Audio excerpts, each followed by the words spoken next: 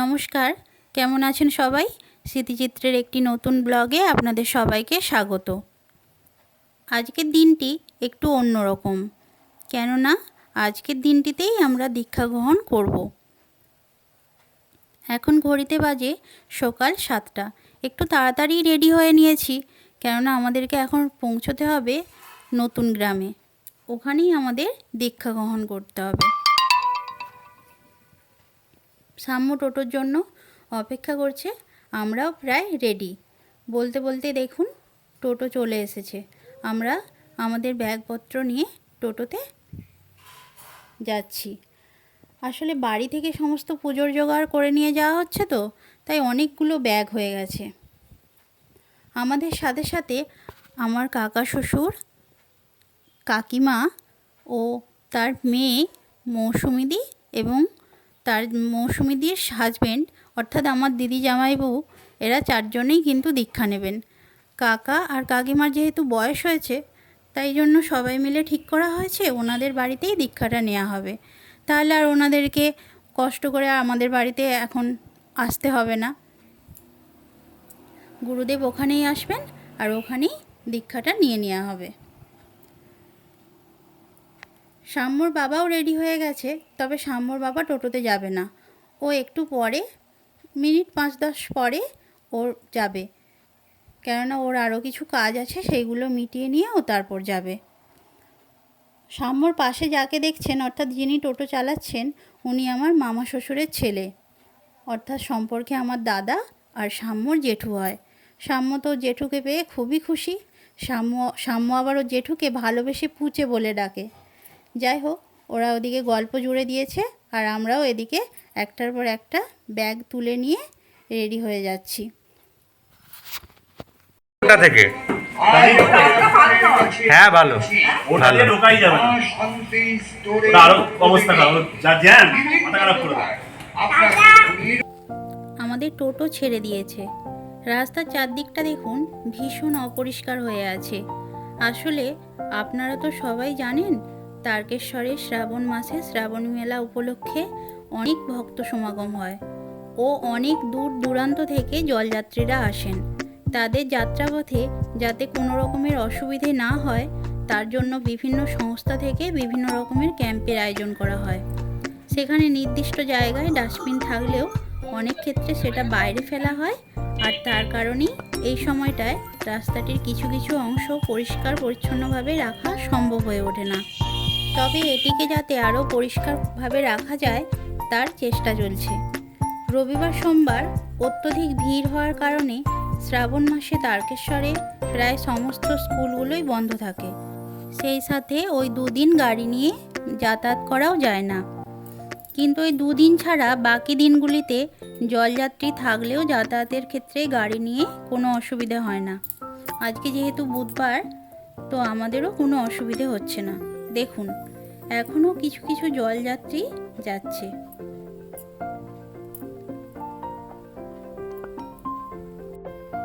আমার না নিজের মধ্যেই কেমন একটা ভালো লাগা কাজ করে।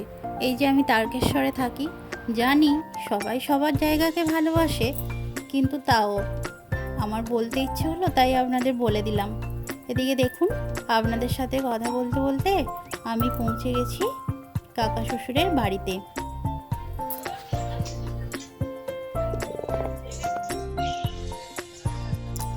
আমরা যাওয়ার কিছুক্ষণের মধ্যেই দেখলাম গুরুদেব ও সাম্যর বাবা দুজনেই পৌঁছে গেছে। তো আমরা গুরুদেবের পা ধুইয়ে নিয়েছি। এইবার দেখুন পুজোর সমস্ত কিছু জোগাড়পাতি করা হয়ে গেছে। তো গুরুদেব পুজোয় বসে গেলেন।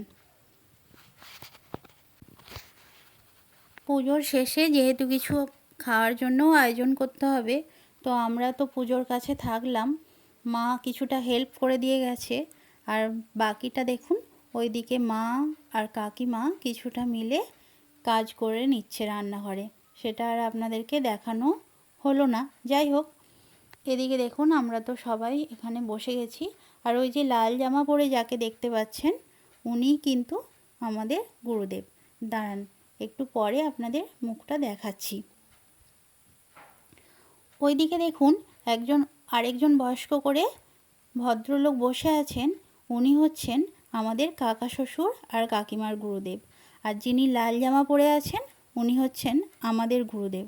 আসলে কাকা আর কাকিমার বয়সের থেকে আমাদের যিনি গুরুদেব হচ্ছেন তেনার বয়স ছোট বলে তাই তিনি দীক্ষা দিলেন না। কেননা বয়সে বড় হলে তো দীক্ষা দেওয়া যায় না। তাই আমাদের গুরুদেবেরই আত্মীয় এসেছেন, সে আমাদের কাকা আর কাকিমাকে দীক্ষা দিয়ে দিচ্ছেন আর উনি আমাদেরকে দীক্ষা দিচ্ছেন। যাই হোক, এখানে সব পুজোর কাজ চলছে। যেহেতু আমাদের 4 জনের মধ্যে আমার কাকা শ্বশুরই ছিলেন বয়সে বড়, তাই সংকল্প আমার কাকা শ্বশুরকে দিয়েই করালেন উনি।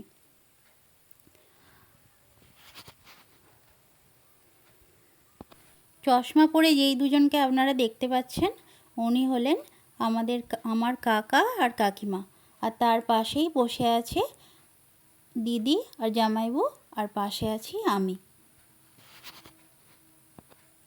আজকের দিনটাতেও না ভীষণ রকমের বৃষ্টি আর রোদ্দুর হচ্ছিল মাঝে মাঝে। ওই জন্য দেখুন, যখন খুব মেঘলা হচ্ছে তখন চারপাশটা অন্ধকার হয়ে যাচ্ছে।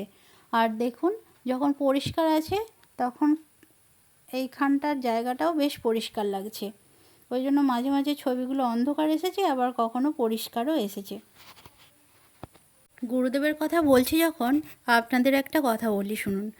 আমাদের যিনি গুরুদেব হয়েছেন তিনি এত ভালো গান গান, কি অপূর্ব কণ্ঠস্বর, আপনাদেরকেও একদিন শোনাবো। আমাদের বাড়িতে যেদিন এসেছিলেন সেই দিন আমাদের বাড়িতে গান শুনিয়েছিলেন।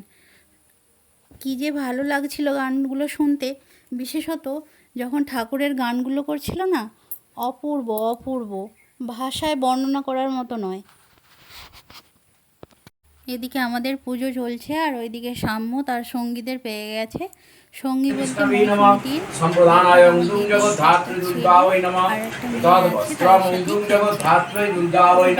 কতবার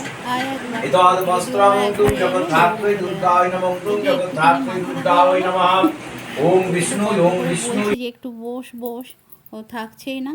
আসলে ছোটোর তো এখনো সেইভাবে যে শুনবে বা এ করবে, ওর এখন খেলার দিকেই মন। ওর এখন এইসব আর কি আর অত ভালো লাগে। যাই হোক, ও তা চলে গেছে ওইদিকে, ওখানে গিয়ে খেলছে। মাঝে মাঝে গিয়ে একবার করে ওকে দেখে আসছি। আর ওর বাবা ওখানেই আছে, ওর বাবা লক্ষ্য রেখেছে। ও না এতটাই চঞ্চল, যদি না লক্ষ্য রাখা হয় হয়তো এক্ষুনি দেখে আসবো এক জায়গায় বসে আছে, একটু পরে গিয়ে হয়তো আর দেখতে পাবো না। একবার না এরকম হয়েছিল, এইখানেই কাকিমাদের বাড়িতেই গিয়েছিলাম আর পাশের বাড়িতে কার সাথে খেলতে চলে গেছে। যাওয়ার আগে বলেও যায়নি। এবার চারদিকে খোঁজ খোঁজ, সবাই ভেবেছে যা ছেলেটাই বোধহয় হারিয়ে গেল। তারপর যাই হোক, অনেক খুঁজে শেষকালে দেখা গেল না, পাশের ঘরে একটা বন্ধু আছে, সেখানে গেছিলো। ওর কোনো চেনা বা পরিচিতি অপরিচিতি এরকম কোনো ব্যাপার নেই। যদিও আজকে দীক্ষার দিন, কিন্তু ওই যে ছেলের কথা বলতে শুরু করলে হয় না, বলেই যায়, সেরকম আমিও বলে যাচ্ছি। যাই হোক, এদিকে আমাদের পুজোটা হচ্ছে। কাকা কাকিমার পরে এবারে আসনে বসছে দিদি আর জামাইবাবু। দুজন দুজন করে আসনে বসাচ্ছে। প্রথমে কাকা কাকিমাকে বসিয়েছে, যেহেতু কাকা কাকিমা বড়। এরপর বসিয়েছে দিদিকে আর জামাইবু, কারণ দিদি জামাইবু তো আমাদের থেকে বড়। এরপর বসেছিলাম আমরা।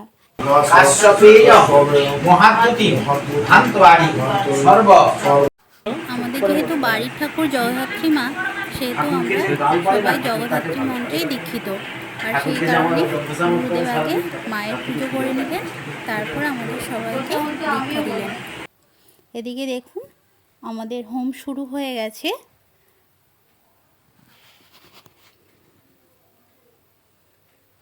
মহং করিষ্যামি বং এতাভ্য অষ্ট সংখ্যক সাহায্য বিল্লপত্র সমিদ্ভো নমঃ অধিপতয়ে দেবায় শ্রী বিষ্ণবে নমঃ সম্প্রদানায় তুং জগদ্ধাত্রী দুর্গা ওই নমঃ।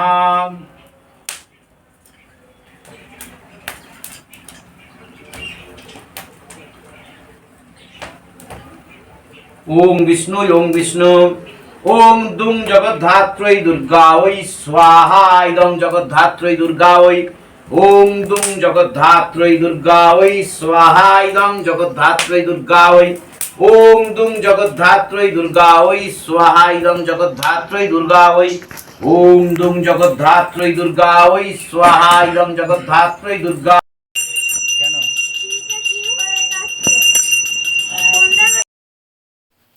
সমস্ত কিছু কমপ্লিট হয়ে যাওয়ার পর উনি একে একে আমাদেরকে ভেতরে ডাকলেন এবং আমাদেরকে দীক্ষিত করলেন। এরপর আমরা গুরুদেবের সেবা নিলাম এবং আমরা প্রত্যেকেই কিছু খেয়ে নেওয়ার পর বাড়ির পথে রওনা দিলাম। এর মাঝখানে বলেছিলাম না, সাম্যকে চোখে চোখে না রাখলেও ঠিক কোথায় চলে যাবে। এরই ফাঁকে দিদির ছেলের সাথেও ঘুরতে চলে গেছে, আবার দিদি গিয়ে খুঁজে নিয়ে আসলো। আমরা যখন বাড়ি ফিরছি তখন প্রায় সন্ধে সন্ধে হয়ে গেছে। যাই হোক বন্ধুরা, আজকের ব্লগটি এখানেই শেষ করলাম। এরপরে দেখা হবে আরও একটি নতুন ব্লগে। ততদিন আপনারা সবাই সুস্থ থাকবেন, ভালো থাকবেন। নমস্কার।